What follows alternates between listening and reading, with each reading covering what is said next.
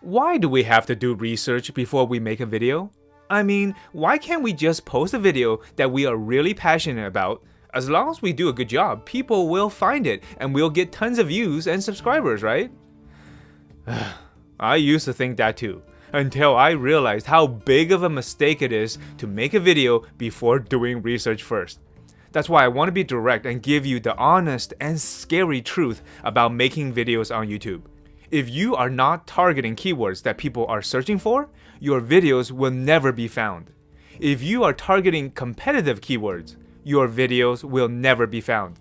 Not doing research before creating and publishing a video on YouTube is like writing a book without a title and placing it on a shelf in a library, praying that someone will find it. No one will find your book.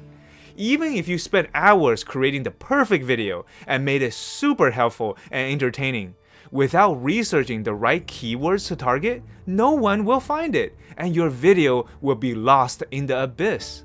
And that's unfortunately what a lot of new YouTubers do. They come out with an idea for a video that they are really passionate about.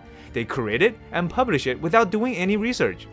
Let's say you are really good at building model kits and decided to make a video teaching people how to glue a seat on a Ferrari model car.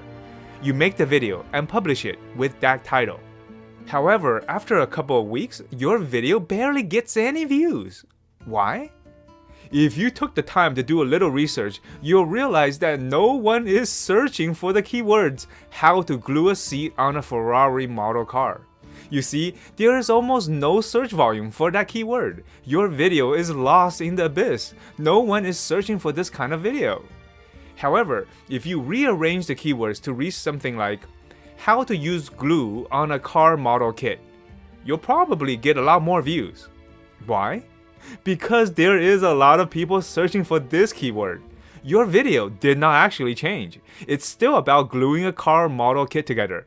But by using keywords that people are searching for, you increase the chances of your video being found. That is the first mistake that new YouTubers make, targeting keywords and making videos that people are not searching for.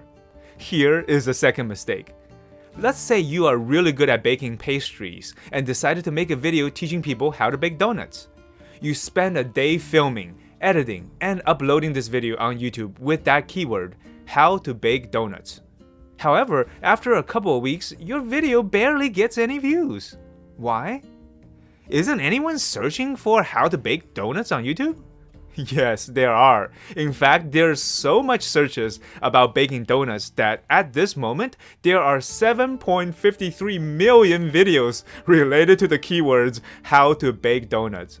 You see, the competition for this keyword is so high that unless you have a large channel, your video will never be found. Your video is lost in the abyss again. Darn it! And we spent the whole day working on this video too. A day wasted. However, if you added 3 more keywords to your title, like how to bake donuts at home on a budget 2021, you'll probably get a lot more views. Why?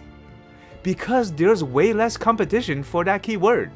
By targeting 3 extra keywords, we went from 7.53 million videos to 490k videos.